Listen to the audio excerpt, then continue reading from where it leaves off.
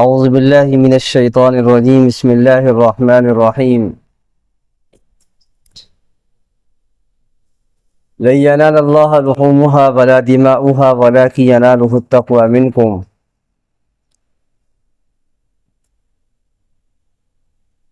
الى آخر آیہ.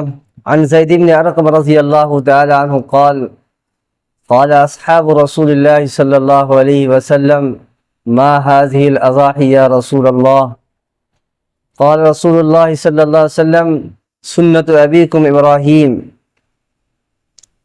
قالوا فما لنا فيها يا رسول الله قال رسول الله صلی اللہ علیہ وسلم لكل شعرة حسنة. بزرگان محترم اور عزیز ساتھیوں،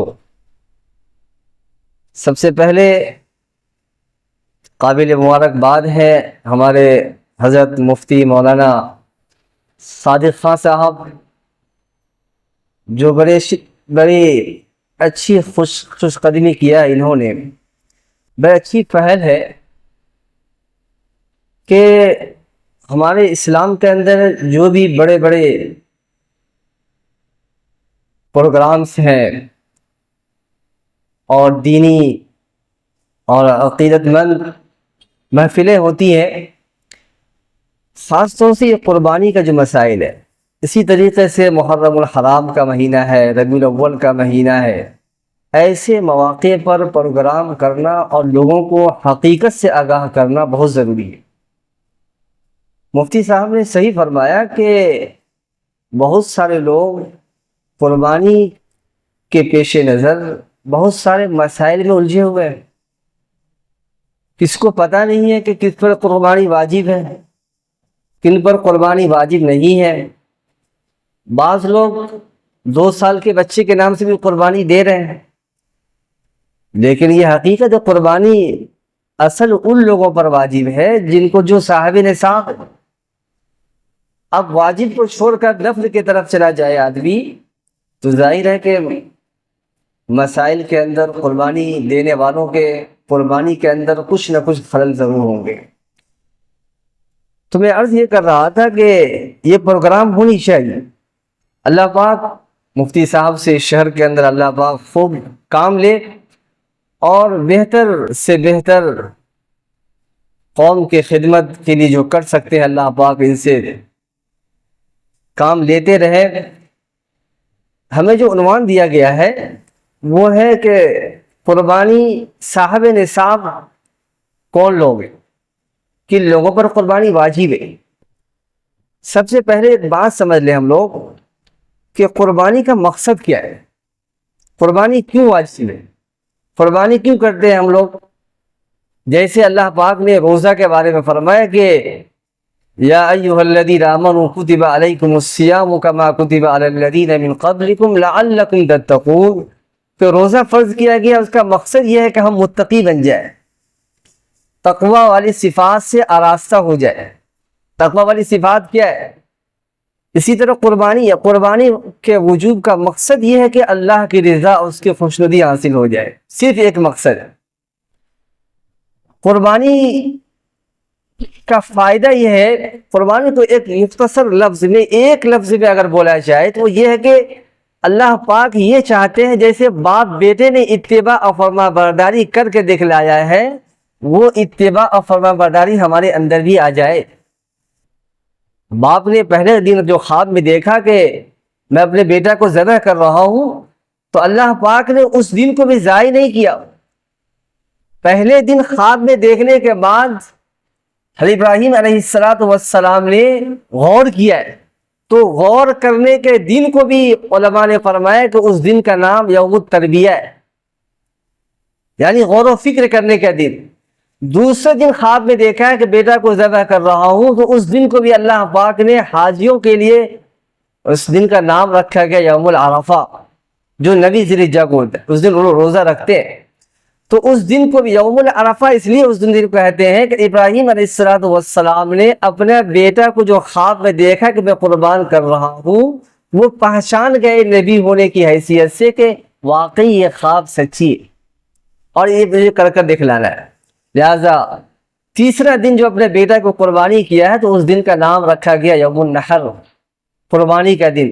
قربانی اس دن اپنا بیٹا کو انہوں نے ذبح کیا تھا۔ کیوں ذبح کیا؟ کہ اللہ کی اطاعت اور فرما برداری میں، کہ اللہ پاک جو ہم سے چاہ رہے ہیں وہ ہم کر ڈالیں۔ اور بیٹا سے پوچھا گیا کہ فانظر ماذا ترى، آپ کا کیا خیال ہے، آپ کیا فرماتے ہیں میرے اس خواب پر؟ تو بیٹا نے کہا یا ابت افعل ما تؤمر، میرے ابو جان آپ کو جو حکم ملا ہے آپ کر ڈالیے، اس میں کوئی اشکال کوئی اعتراض نہیں۔ باپ اور بیٹے کی فرما برداری تاریخ کے اندر قائم کر دی گئی اور قلم زد کر دیا گیا کہ اب یہ تاریخ قیامت تک رہے گی۔ اور مثال، قربانی صرف جانور کی قربانی مقصود نہیں ہے، آدمی اپنی نفس کی قربانی دے، اپنی ذات کی قربانی۔ اللہ تبارک نے وقت دیا ہے، نفس ہے، بہت ساری چیزیں، اللہ کے راستے میں آدمی قربانی دے۔ اللہ جو کہے وہ کرے، اللہ جس چیز سے روکے، دو چیزیں، امر بالمعروف اور نہی عن المنکر، جس چیز سے اللہ منع کرے اس سے رک جائے، جس چیز کا اللہ حکم دے وہ کرے۔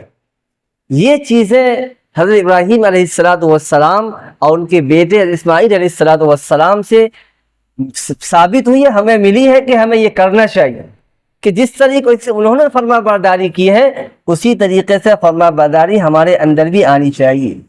دوسری بات یہ ہے کہ اس کے ساتھ ساتھ قربانی کن لوگوں پر واجب ہے؟